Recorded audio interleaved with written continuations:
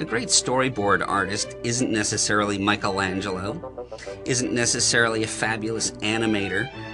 What a great storyboard artist is a great communicator.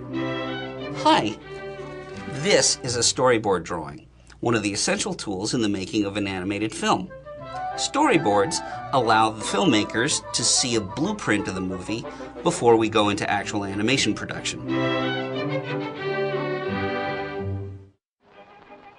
Walt Disney developed the use of storyboards way back in the 1920s for his classic Mickey Mouse cartoon, Steamboat Willie. Storyboards are like little comic book panels of the entire movie, and they're used by tacking them up on a bulletin board so you can actually see the continuity of the movie. You can see the rough staging and camera positions. You can see the acting of the characters. The dialogue is written underneath. In animation, storyboarding has always been and is still used mainly to develop the story. Now, in our studio, we don't write our stories. We draw them. Storyboards, being an effective and very inexpensive way of developing the content for the movie, gave Disney the opportunity to board up something and see if it worked before expensive animation took place. You start off and you start visualizing it like a comic strip, kind of. You work out the business and you develop it that way. And then you look at it and you go, is this working? Is this funny? Is this dramatic? What can we change? So this is why we work like this, because these things can be changed so quickly, you know. They're on, they're off. And you can move things around and see how things play. A great storyboard artist can put down on a storyboard the minimum amount of information necessary to get a very dynamic and quick read on the content and the emotions in the sequence. When you're actually drawing the story sketches, you get emotional about them yourself, and so you're looking for things that have a lot of heart, and you are trying to draw that in a very simple way to express what you're feeling. That's great story sketching. Hitchcock said storyboard artist has to be a good storyteller. It isn't enough to just make a beautiful drawing. The drawing has to have the meaning and the feelings of what you were trying to say. Usually if you have a good storyboard artist, he's also a good pitch artist as well. When you're pitching a board, you do all the parts and everything. You take on the characters, you change your voice, and you'd even add effects, you know. You'd take on a woman's voice, the old man's voice, or whatever it was. And it was very harrowing when you'd bring Walt into the room because he could pitch better than anybody. Once he got rolling, he would get excited, he would act it out, and you sat there mesmerized by Walt's storytelling. That was Walt's great ability. A storyboard pitch is one of the great performance arts that was developed in this century at Disney's, and no one ever gets to see it. The next step after you've shown your board, it's been okayed, everybody loves it, let's put it on a story reel. Those storyboards are taken and shot on film and timed to a rough soundtrack. So you can actually see the movie playing in real time before any animation takes place. Walt Disney invented the idea of making these story reels, telling the story in a simple form before you went to the more complex form. It was, at the time, I think, incredibly innovative, as most of what Walt Disney had done. Often storyboard artists are noted for putting in business, putting in interesting things for the characters to do. Every artist usually winds up having something that they really excel at, you know, whether it be the emotional end of it or whether they are for the chases. Willie Reitherman, he was the expert on chases. You definitely cast storyboard artists according to what their strengths are. Some storyboard artists are really comic artists, and they will concentrate on the humor. Other artists are much more cinematic, and you would use them for action scenes. Walt was very smart. He cast the story people who he thought were going to be the best ones on that particular sequence. Soon, a lot of Hollywood was noticing how good Walt Disney's movies were, and the use of storyboards was a large part of that. Over the years, this process was adopted by Disney's live-action directors. And now, storyboards are used on almost every live-action production around the world. There are so many people involved in the motion picture making process that everybody has to be aware of the central needs of the film. And that's where the storyboard can let everybody in on the secrets. If I can make things work on paper, then I can make them work on the set. And if I can create a visual style on paper, I can absolutely create it on God's green earth. I worked with Jeffrey Katzenberg on the Shrek movies, who had really read everything that Walt Disney had ever written about filmmaking. So I was very lucky to learn Walt Disney's technique of using the storyboards as a writing storytelling tool. In The Lion, the Witch and the Wardrobe, I storyboarded the whole film so I could actually watch the movie before I started shooting it. In order to convince people to give me the time to storyboard the whole movie ahead of time, I said, look, this is an expensive writing tool, but a really inexpensive production tool. The storyboard indicates what you will see on the screen and also indicate what you don't need to spend money on. The storyboard can cut out a lot of unnecessary work.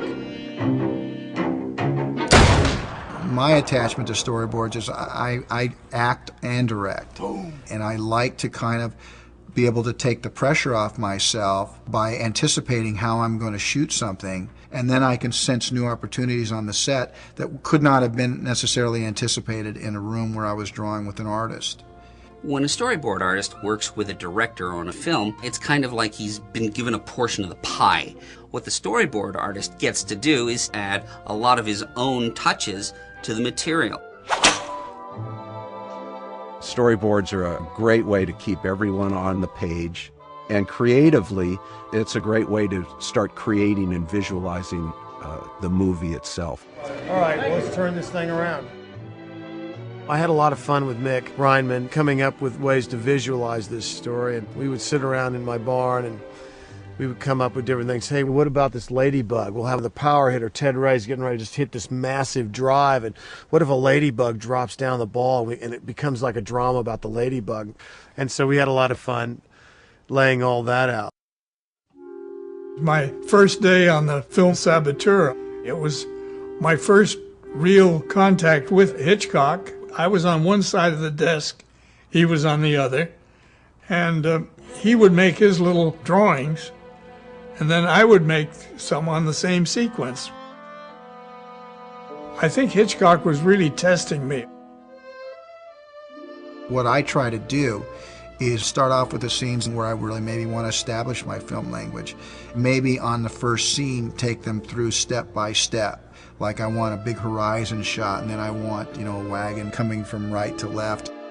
But then I'll let them do all the scenes after that by themselves, because I would rather have the benefit in this collaborative atmosphere to have him think of an idea that I never would have thought of.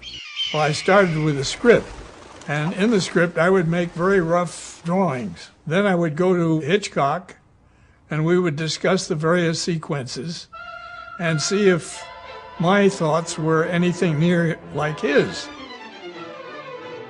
In live action, the use of storyboarding really kind of evolved into a tool for staging, so they know where they have to set the cameras, what the special effects might be.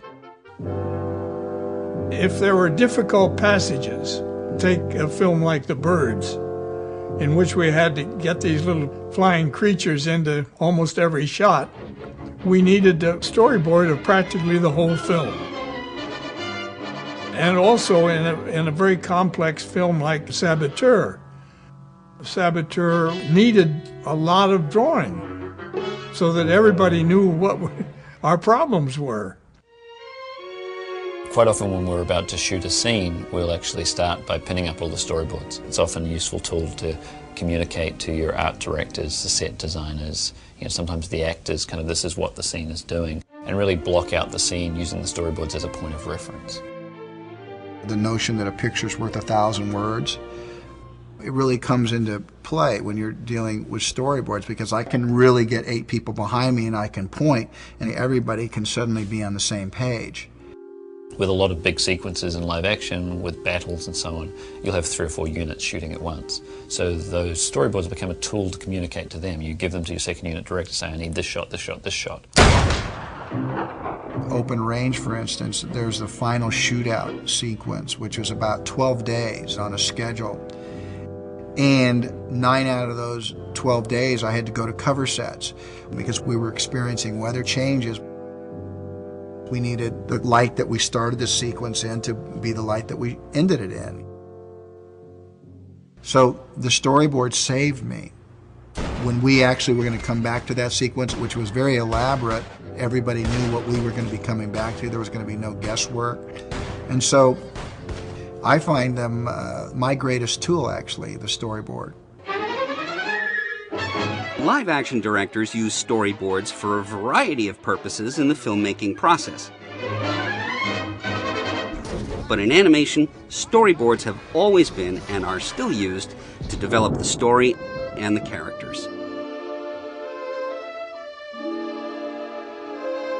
Walt Disney was a great story developer and a great story editor. If he saw a sequence on boards that he didn't think was working, it would come out of the movie and a new one would be developed. So you throw the whole thing out and you start from scratch and you'd get all excited again and start building it up. I think a great storyboard artist has that ability to get excited after it's been shot down and move on and build the excitement over again. The amount of time spent on developing a Disney film was often decades. There are early versions in the 1930s of storyboards for Alice in Wonderland, storyboards for Peter Pan, even though those movies didn't come out until the 1950s. For Lady and the Tramp, Joe Grant actually pitched the idea to Walt in 1937. An active storyboard development didn't take place until 1943.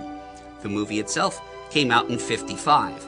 So you can see almost a 20-year period there of developing what actually got into Lady and the Tramp. If we boarded a version and it wasn't quite working, Walt would say, well, let's not follow this version, let's start another version. Every drawing got thrown out.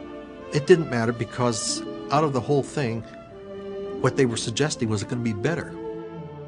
We would have the storyboard shot with the still camera, and we would make an 8x10 negative. So every storyboard was recorded, and then the individual sketches would be taken off the storyboard and then they'd be filed away. Walt Disney, in the purest sense, was an artist, but he also had that idiosyncrasy of an artist who just throws his great work away because in some way it doesn't match up. But listen, every cartoon is still measured against Walt Disney. He knew the difference. And I would trust him. I would trust him. And we do trust him. We trust him with our children.